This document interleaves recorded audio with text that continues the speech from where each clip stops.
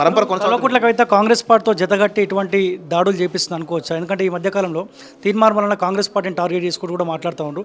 ఇద్దరు కలిసి ఇటువంటి దాడి చేసిరు అనుకోవచ్చా? అంటే ఇప్పుడే తెలియదు. మనము కొంతకాలం అంటే ఈ కేసు ఏదైతే ఇంత పెద్ద రక్తపాతం సృష్టించి మీడియా పైన కేసు అయింది కాబట్టి ఇప్పుడు ఆమె పైన కేసు పెట్టి ఆమెను జైల్లో పంపాలి. అప్పుడే ఆమెకు కాంగ్రెస్కు సంబంధం లేదనుకోవచ్చు. ఒకవేళ ఆమె పైన కేసు పెట్టి ఇప్పుడు ఎథిక్స్ కమిటీకి ఆమె ఫిర్యాదు చేసింది కదా, తీన్మార్మలను కూడా మండలి చైర్మన్కు ఫిర్యాదు చేసిండు, ప్లస్ కేసు కూడా పెట్టిండు మేడిపల్లి పిఎస్లో. సో ఇప్పుడు కేసు పెట్టినప్పుడు ఆమెను అరెస్ట్ చేయాలి. ఎందుకంటే ఇది ఒకరిపైన కాదు, తీన్మార్మల సిబ్బంది మీడియా కార్యాలయం పైన పెద్ద ఎత్తున దాడి జరిగింది కాబట్టి ఇది నాన్ బెయిలబుల్ కేసు. సో ఇమీడియట్గా ఆమెను జైల్లో పంపాలి. రెండోది ఆమె యొక్క ఎమ్మెల్సీ యొక్క ఇది మండలి యొక్క శాసనసభ్యత్వాన్ని రద్దు చేయాలి.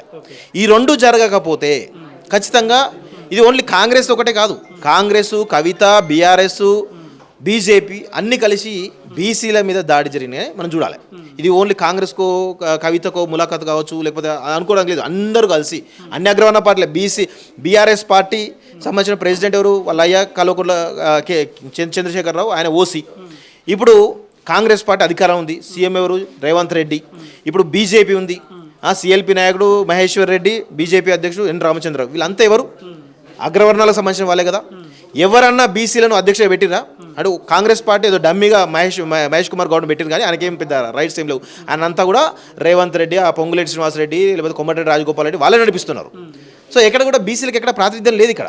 సో ఇప్పుడు తీన్మార్మల లాంటి వాళ్ళు కనుక ఇది బీసీ వాదాన్ని కనుక పోలరైజ్ చేయగలిగితే రాజకీయంగా అడ్వాంటేజ్ అవుతుంది. కాబట్టి మేబీ ఆ కోణంలో వీళ్ళందరూ కలిసి కవిత ముందు పెట్టి ఏమైనా నడిపిస్తారేమో.